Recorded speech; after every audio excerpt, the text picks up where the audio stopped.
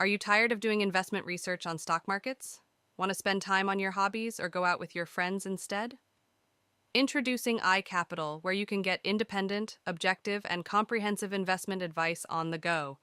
Available in English and Mandarin and can be accessed via app, website, and print copy.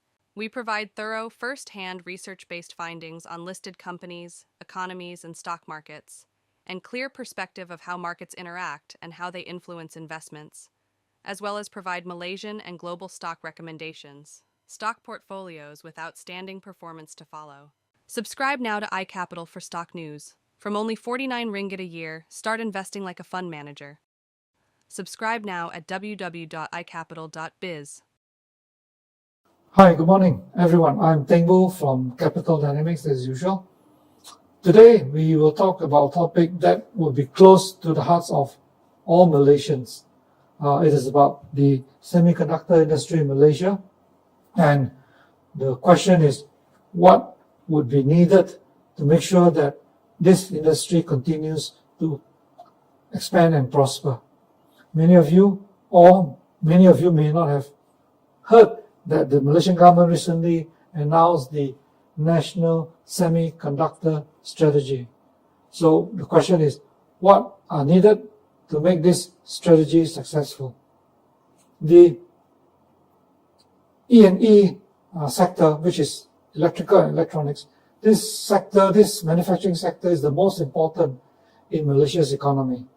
It is not just located in one or two areas. If you look at this photo here, it is spread all over West Malaysia and Sarawak. And within Peninsular Malaysia, it is really concentrated on the western side from Kedah all the way to Johor. And the semiconductor industry is the most important subcomponent of the E&E sector. And the semiconductor industry alone accounts for more than 1/5, 20% of Malaysia's total exports. That is extremely important. And it's not just at this point in time, but if you look at the prospects, the future, going forward, this semiconductor industry has got bright future. If you look at, say, furniture industry or glove industry, the outlook is pretty unexciting. Whereas for the semiconductor industry, it sells to the global economy and it sells to many dynamic sectors of the global economy. So to answer whether our NSS, the National Semiconductor Strategy, will be successful, let's take a quick look at history. For those of you who may not be familiar with the history of this industry, we start with the 8 samurai.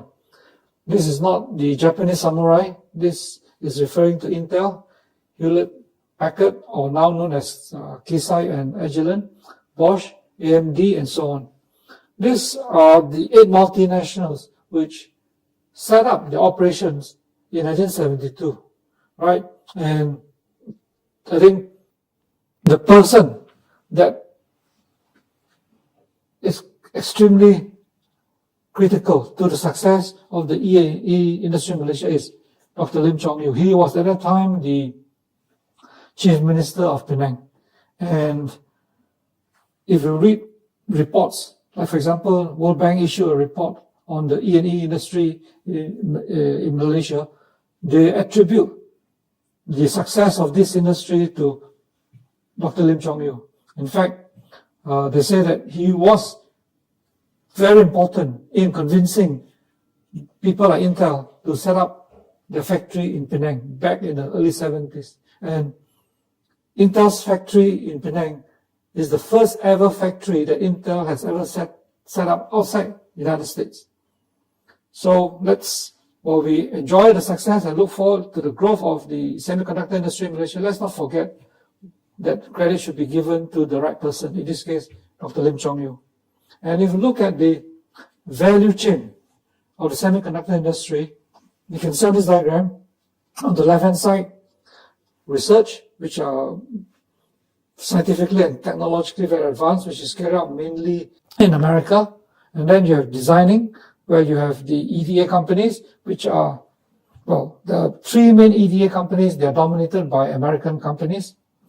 And then you have manufacturing, where you have people like your Intel, your TSMC, which are again dominated by the Taiwanese, the Korean, to some extent American, to some extent European.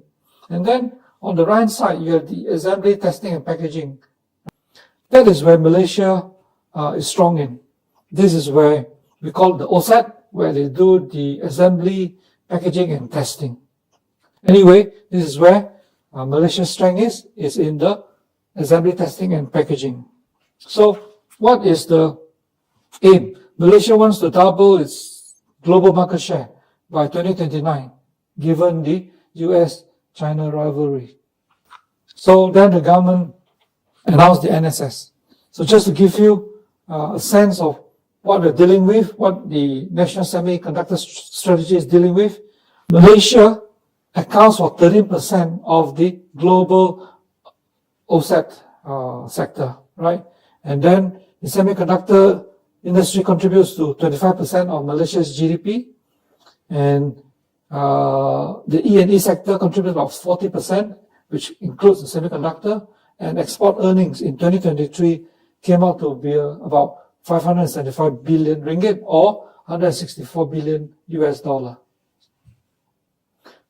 On the left-hand side is the E&E employment as a share of Malaysia's total employment, as you can see, is significant. And then as a share of manufacturing employment, it is also significant, it's about a quarter. And then just look at semiconductor alone as a share of Malaysia's manufacturing employment. You're talking about 5.5%. That is important. And it's not just the percentage, it's also the type of people, the type of workers that are needed, the technical skills that are needed in the semiconductor industry. So that is why Malaysia unveiled a three-phase National Semiconductor Strategy to strengthen Malaysia's position in this exciting global semiconductor industry. So the amount targeted is about 5.3 billion US dollars or 25 billion ringgit. Now what is inside here? You have 5 targets. You have investments. Malaysia will try to attract 500 billion of investments in this sector. Company growth. The strategy intends to establish at least 10 Malaysian companies in design and advanced packaging, with revenues of between 1 billion to about 4.7 billion ringgit, and at least 100 semiconductor-related companies with revenue close to 1 billion. The key thing here is the design and advanced packaging, because at the moment, our OSAT, our assembly and testing packaging companies, locally owned, those like MPI, Unisem, are not in advanced packaging, whereas the Korean OSAT like Amkor and the Taiwanese ASE, they are already in advanced packaging. Then the other target is R&D hub. The strategy hopes to develop Malaysia as a global R&D hub for semiconductors, featuring world-class universities, corporate R&D, and so on and so forth. And then the next target is training, to train and upskill 60,000 highly skilled Malaysian engineers. And then, of course, the financial support, which the government is allocating 25 billion to implement the National Semiconductor Strategy with incentives and so on and so forth. The details are not announced yet. And the phases, there will be 3 phases, 1, 2, 3. Phase 1 is to build on the foundation, right? And to support the modernization of our OSAT companies. OSAT is the assembly, testing, and packaging companies, the Unisense, the Inari, the Globetronics. And then to attract FDI, to expand their capacities in the power chips, as well as developing local chip designers. And then phase 2 is moving to the frontier, where we will pursue cutting-edge logic and memory chip designs, fabrication, and so on and so forth. And then to integrate our local companies into the ecosystem of the advanced fab companies. Then number 3, phase 3 is innovating at the frontier. This is a lot more ambitious, a lot more difficult and complex. supporting the development of world-class Malaysian semiconductor design, advanced packaging, manufacturing equipment firms, and then also attracting other companies to come to Malaysia to pursue advanced manufacturing in Malaysia. These are all the 3 phases and the 5 targets. These are all very ambitious, very good. If we can succeed in achieving them, Malaysia's economy will be transformed. The Malaysian economy at this point in time is still somewhat vibrant because of the E&E and mainly because of the semiconductor industry. Without that, I think the Malaysian economy would be pretty stagnant. So if we can achieve all, then Malaysia will be transformed completely. If we can achieve 50-60%, I think even then, the impact, the positive impact on the Malaysian economy will be huge. But the question is, can Malaysia succeed? Now, before we answer that, let's take a look at our neighbors, Singapore. We have a lot of competition all over the world. Singapore is also wanting to get more benefits, more value from this huge global semiconductor industry. So they're also opening all kinds of facilities. Like for example, the Jurong Town Corporation is looking for new land to let these semicon-related facilities be located there. Then Indonesia is behind, but Indonesia does not want to concede, does not want to admit defeat in this chip industry race. So what is interesting is that they have a plan where the Industry Minister of Indonesia will formulate a policy action plan for the downstream processing of silica and quartz commodities, right? So they'll start with that, and then they will move by the year 2024, they would have finalized the roadmap for the downstream processing of silica into silicon wafers. And then from there, they'll move on. So Indonesia is taking a slightly different path because they got silica and quartz resources, whereas Singapore doesn't have, Malaysia has a little bit. And then, of course, we have Vietnam. They also have a National Semiconductor Industry Strategy. It's supposed to begin this year, and they want to develop 50,000 chip design engineers and hundreds of thousands of technical workers by 2030. And Vietnam is a latecomer, but they move up fast, so they are also moving to the OSAT sector, which is the assembly, testing, and packaging sector. They're catching up fast with Malaysia, and they also want to, the concepts are pretty similar. They want to have also an entire ecosystem so that it is not just OSAT, but you can have designers, advanced packaging, wafer fabs, and so on. So you find that Malaysia is not alone, and we will have very strong, formidable competitors. So where do we stand? Oh, by the way, before I forget, let me take a look at United States. Because US is, the birthplace of semiconductors, right? And they felt that they've lost out over the years through outsourcing and so on and so forth. So particularly under Biden, they want to bring back, and they've announced very ambitious plans, a lot of subsidies to draw back semiconductor manufacturing into the United States. And what they've done is they are projecting that they will need from now up to 2030 additional 115,000 technical people, technical jobs. This is not just anyone, but technical jobs. So out of these 115,000 positions that America needs, they expect that 58% of them will be unfilled. That means the positions will not be filled because of various reasons. So out of these unfilled jobs of 67,000, 39% will be technicians. Technicians are those who have certificates or diplomas. And then 35% of the unfilled jobs will be those with a 4-year engineering degree or computer scientist. And then about a quarter of these unfilled positions will be engineers at the master's or PhD level. So the US industry is saying is that, the shortage of skilled workers poses a substantial challenge for both the semiconductor industry and the entire US economy, right? Because this industry is so dynamic, it's so important that it can impact the entire US economy. The same thing for Malaysia. Because if we cannot succeed in expanding or moving up the value chain of our semicon industry within Malaysia, the Malaysian economy is going to be dragged down, it's going to be pulled down. We're going to be even more trapped in the middle income trap, right?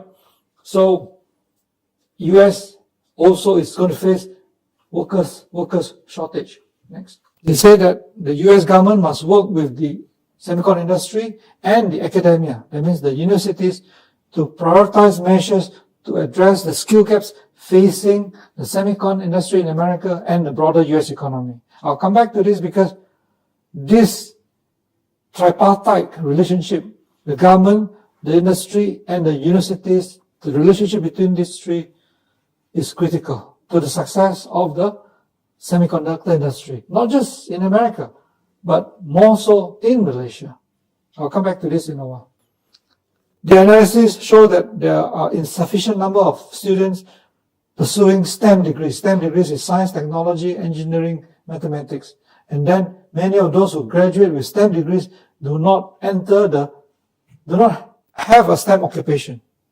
And then even smaller number of these graduates enter the semiconductor industry. So you have this amount of students pursuing STEM degrees, right? And then they don't enter the STEM occupation, then they don't enter the semiconductor industry.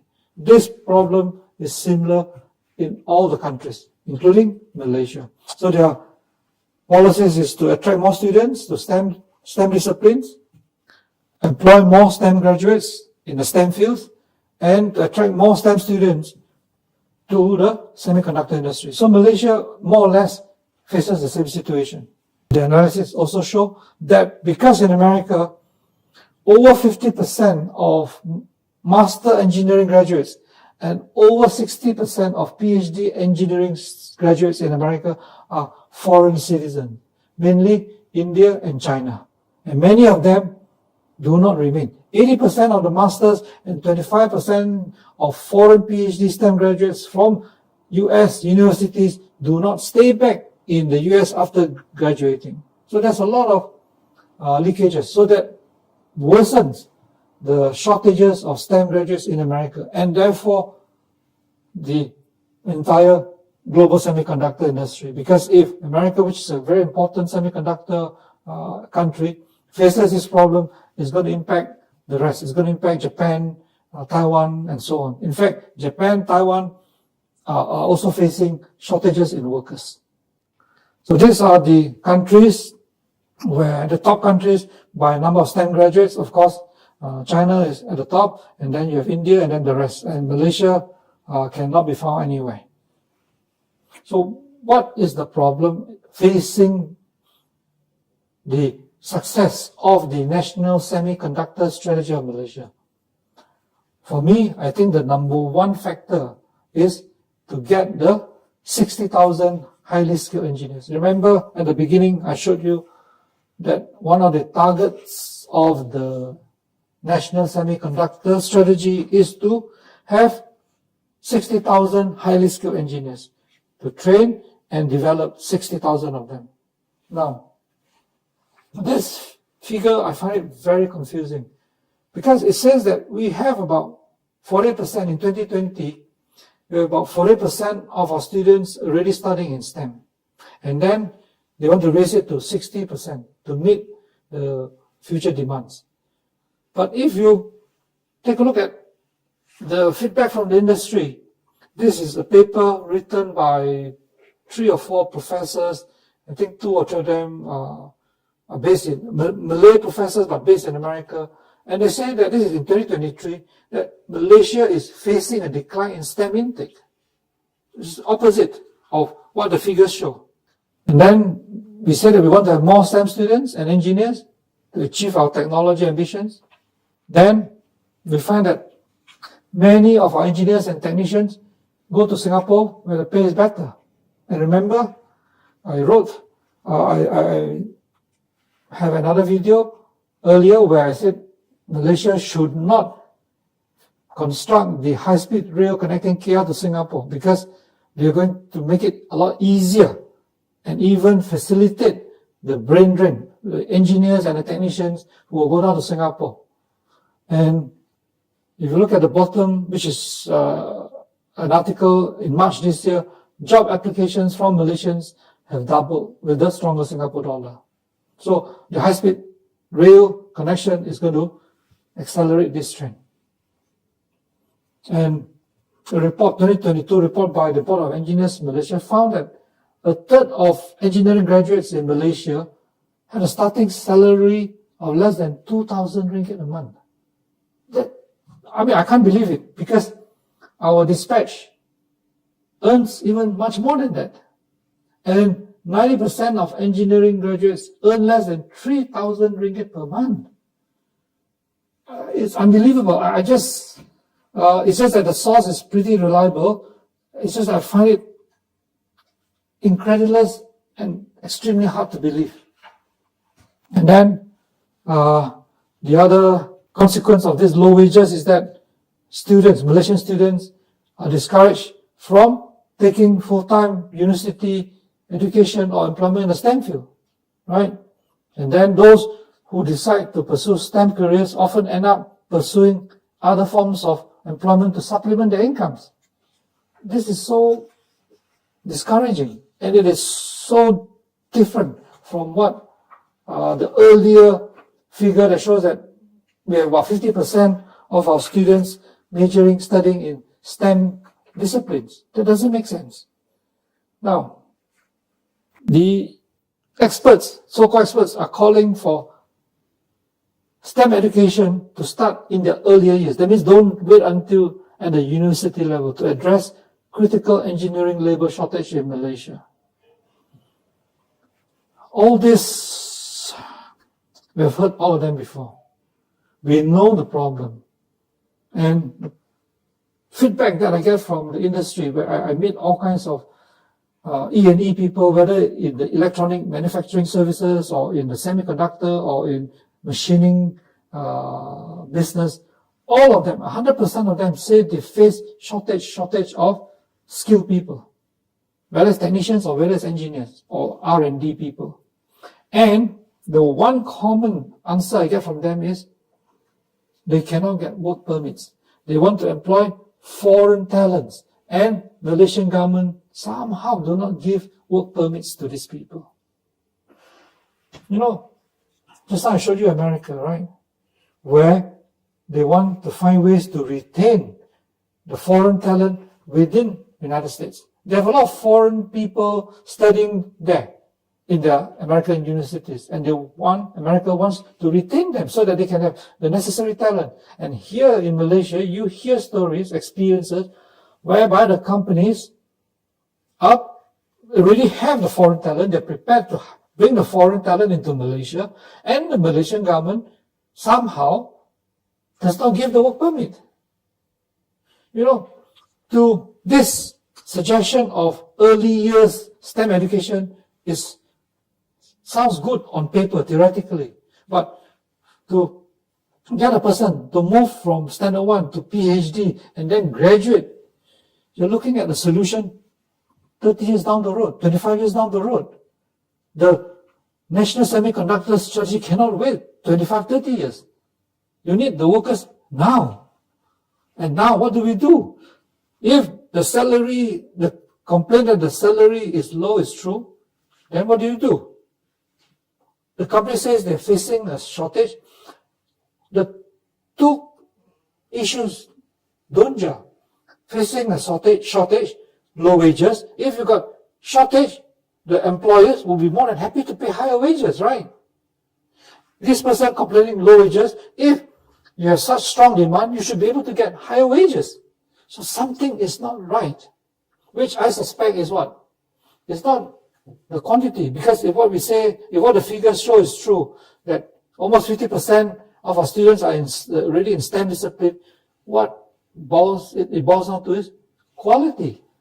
You may have millions and millions of STEM graduates, but if they don't even understand basic science and technology and mathematics, they are of no use. Even if you pay them 3,000, it's of no use. So my conclusion is that the quality of our STEM graduate is poor. And then, of course, added to that, we have insufficient quantity. That can be addressed by foreign talents. Foreign talents, you can give them the work permits for 3 years, 2 years, whatever it is. In fact, if you have good foreign talent, why don't you make them PR of Malaysia? It's even top countries like in the United States have difficulties in attracting these people, or Taiwan or Japan. And if our Malaysian companies, those who are in the semiconductor industry, are able to recruit these foreign talents, why are we creating obstacles? You should give them automatic work permits or PR. Then, in the next couple of years, in the next 3 to 5 years, you overcome this huge obstacle. Because if you don't have that 60,000 highly skilled engineers, forget about your National Semiconductor Strategy. It's going to be National Semiconductor Suicide. Because not only the local companies cannot grow and expand, but your FDI will not come in. I suspect, if you look at the STEM graduates, I suspect because we do quite a lot of recruitment, we do quite a lot of interviews. Many of the graduates, for example, are IT, information technology graduates. We have very few computer science graduates. We need IT graduates for sure, but we do not have sufficient computer science graduates. Computer science, a CS and an IT degree are not the same.